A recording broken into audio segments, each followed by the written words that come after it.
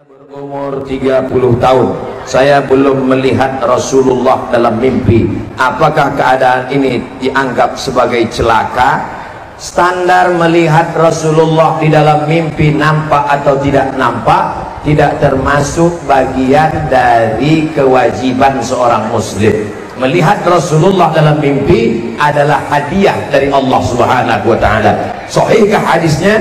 Hadis sahih. Man ra'ani fil manami faqad ra'ani bi anna syaitana la yatamatsalu bi. Siapa yang melihat aku dalam mimpinya, kata Rasulullah, maka sungguh dia melihat aku, karena setan tidak bisa menyerupai aku. Tapi orang yang melihat Rasulullah itu melihat karena ilmu, bukan melihat karena ngawur. Ustaz, tadi malam saya mimpi jumpa Rasulullah. Gimana bentuknya? Jenggotnya putih, rambutnya putih, kubisnya putih. Itu bukan Rasulullah, itu drunken master. Karena Rasulullah itu dalam kitab Asy-Syama'il Al-Muhammadiyah, jenggot dan rambutnya putih tak sampai 20 helai.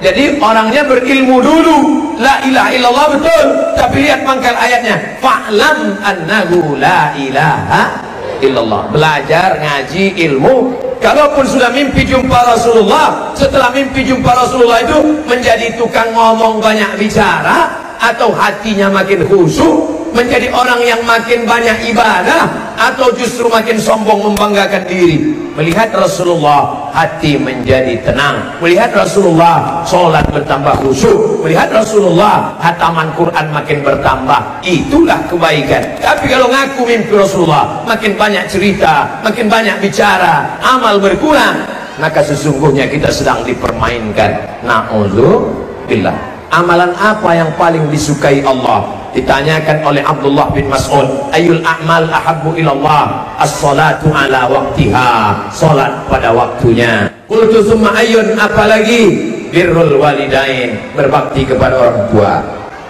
Qultu tsumma ayyun, apalagi? Al-jihadu fi sabilillah, salat pada waktunya. Anak bapak ibu tak perlu khawatir, zuhur tepat waktu, asar tepat waktu, tapi subuh, maghrib dan isya tanggung jawab bapak ibu di rumah. Tanggung jawab siapa yang lebih besar, guru atau bapak ibu? Guru, zuhur, asar, subuh, maghrib, isya, bapak dan ibu bertanggung jawab di rumah. Amalan apa yang bisa membuat kita mati husnul khatimah? Istiqomah. Makanya kata ulama tasawuf, al istiqamah khairum min alfi karamah.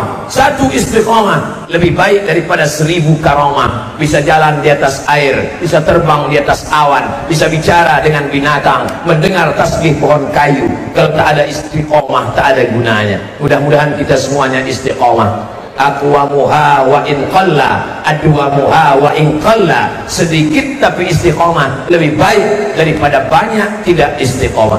Nah, oleh sebab itu maka kita amal istiqomah, insya Allah dapat husnul khatimah. Bagaimana cara menanamkan karakter baik pada anak didik sesuai ajaran agama Islam? Dipanggil satu-satu. Baca doa makan, Allahumma barik lana fima razaqtana wa qina azabannar. Baca doa pergi dari rumah, bismillahirrahmanirrahim, Allah la haula wala quwata illa billah. Baca doa naik kendaraan, subhanalladzi sakhkhara lana ma kunna lahu muqrinin wa inna rabbina munqalibun. Baca doa mau tidur, bismika Allahumma ahya wa amut. Baca doa bangun tidur, alhamdulillahilladzi ahyana ba'da ma amatana wa ilaihin nusyur. Hafal doa tapi tidak pernah berdoa. Ada enggak? Hafal doa tapi tidak pernah berdoa, karena doa hanya teori. Maka cara mendidik adalah praktek, bukan teori. Ketika mau makan langsung Allahumma barik lana fima razaqtana wa qina azabannar. Ketika mau keluar rumah langsung bismillahirrahmanirrahim. Ketika mau masuk WC langsung Allahumma inni a'udzubika minal khubuthi wal khaba'ith. Ketika akan tidur langsung bismika Allahumma ahya wa amut. Jangan dibaca sekarang, nanti tidur. Jadi jangan teori-teori, langsung prakteknya. Akhlak itu bukan teori. Akhlak menurut bahasa, akhlak menurut istilah, akhlak menurut etimologi, akhlak menurut terminologi. Bukan itu, praktek langsung. Apa yang harus saya lakukan apabila teman saya pacaran, sedangkan kita sudah menegurnya berkali-kali? Mudah-mudahan yang pacaran putus. Mudah-mudahan yang udah putus gak nyambung lagi. Hai yang pacaran, yang pacaran itu yang rugi perempuan. Bonceng sana, bonceng sini, bonceng sana, bonceng sini, masuk angin gembung. Yang muntah-muntah laki-laki apa perempuan? Perempuan. Yang hamil, yang malu laki-laki apa perempuan? Perempuan. Yang melahirkan anak meregang nyawa laki-laki apa perempuan? Perempuan. Kalau kebetulan nasibnya jelek, mati melahirkan, perempuan. Maka kalau perempuan tidak mau, mustahil laki-laki bisa pacaran. Kalau kau gagah perkasa, bukan dengan badanmu yang berotot. Kalau kau gagah perkasa, bukan yang berani membonceng. Kalau kau gagah perkasa, datang ke rumah ayahku, katakan kupinang kau dengan bismillah. Kalau kau gagah perkasa, datang ke rumah, bawa seperangkat alat sholat dan kitab suci Al-Quran. Oleh sebab itu maka pendidikan agama menjadi modal utama. Tapi kontrol orang tua juga luar biasa. Mudah-mudahan anak-anak kita diselamatkan dari pacaran-pacaran. Apa yang lebih baik kita lakukan apabila ketika pelajaran berlangsung langsung terdengar azan? Apakah kita hentikan pelajaran atau nunggu belajar selesai baru sholat? Yang paling bagus adalah serentak pemahamannya 3. Guru di kelas, siswa, dengan yang buat jadwal. Jadi kalau 3 ini serentak seragam, insya Allah ketika jam pelajaran berakhir jam 12 lewat sekian azan 11.40 ke 12.30 menit, oke, tak masalah. Sholat zuhur Jakarta 11.40, ditetapkan sholat zuhur di masjid jam 12, masih bisa. Kenapa? Karena di Masjidil Haram pun jarak azan dan iqamat setengah jam. Maka insya Allah kalau disepakati begitu, tidak akan ada murid yang mau keluar kelas. Permisi bu, mau kemana? Mau sholat.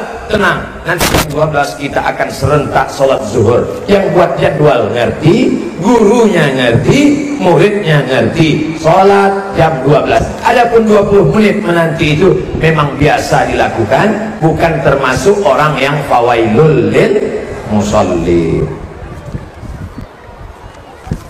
Bagaimana menyikapi perbedaan-perbedaan yang ada, Ustaz? Banyak perkara berbeda dari para kelompok-kelompok kajian masing-masing, memberikan dalil. Mana yang menjadikan kami sebagai penuntut ilmu yang masih awam ini bimbang mana yang harus kami ikuti? Saya dalam akidah ikut mazhab Abdul Hasan Al-Asy'ari. Dalam bidang fikih mengikut mazhab Muhammad bin Idris Syafi'i. Dalam bidang tasawuf mengikut Imam Abu Hamid Al-Ghazali. Tapi saya tak menyalahkan kawan saya yang ikut Imam Maturidi. Saya tidak menyalahkan teman saya yang ikut Hanafi, Maliki, Hambali, karena masih dalam Ahlus Sunnah wal Jamaah. Tapi saya pribadi kalau diminta untuk menjadi imam, maka saya tanya dulu, di sini biasanya pakai kunut atau tidak? Pakai, Pak Ustaz. Saya maju. Di sini pakai kunut atau enggak? Enggak, Pak Ustaz. Saya batuk cari imam lain. Karena saya kalau subuh pakai kunut. Dulu yang orang kelahi, ini pertanyaan zaman dulu. Yang kelahi antara kunut gak kunut itu dulu. Sekarang orang udah gak kelahi lagi masalah kunut gak kunut, karena sama-sama gak sholat subuh. Apa syarat seorang mengajar? Apakah harus dari pesantren ataukah dia harus LC dulu? Istri bapak hamil. Istri bapak hamil 9 bulan 9 hari, kurang 1 hari lagi. Tiba-tiba mules. Papa mules pak. Akhirnya bapak bawa, saking mau cepatnya belum sampai rumah sakit ada tertulis dokter. Langsung bapak mampir ketuk pintu. Dokter tolong bantu, istri mau melahirkan. Lalu dokter buka pintu. Mohon maaf pak, saya memang dokter. Tolong istri saya. Mohon maaf, saya dokter hewan. Bapak mau nggak nyerahkan istri bapak ke dokter hewan? Tidak, karena menurut bapak ini bukan ilmunya.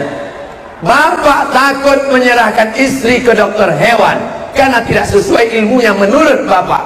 Padahal nyawa satu orang. Mengapa bapak mau mengikhlaskan amal bapak tidak bermakna pada orang yang tidak mengerti agama? Idza wusidal amru ila ghairi ahlihi fantaziris sa'ah. Kalau kau berikan sesuatu pada orang yang bukan ahlinya, maka tunggulah kehancuran.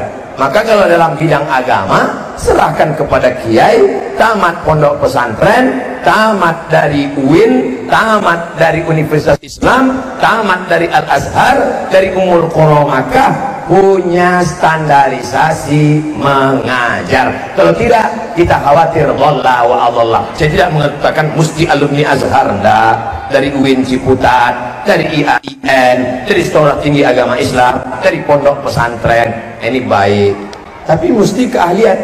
Kita naik pesawat, tiba-tiba ngomong pilotnya, mohon maaf pilot yang asli sedang demam, saya sebenarnya super angkot untuk coba-coba.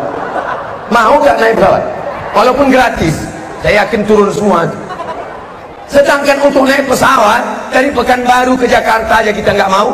Kenapa ibadah kita, sholat kita, puasa kita, akidah kita serahkan pada orang yang tidak mengerti agama? Kenapa demikian? Maka penting mencari guru. Al-isnad minad din, kata Imam Abdullah ibn Mubarak. Sanad itu bagian dari agama. Laulal isnad laqala man sya'a ma sya'a. Kalaulah bukan sanad keilmuan dari kiai tuan guru sampai kepada sahabat Nabi, maka tak mungkin amal kita benar.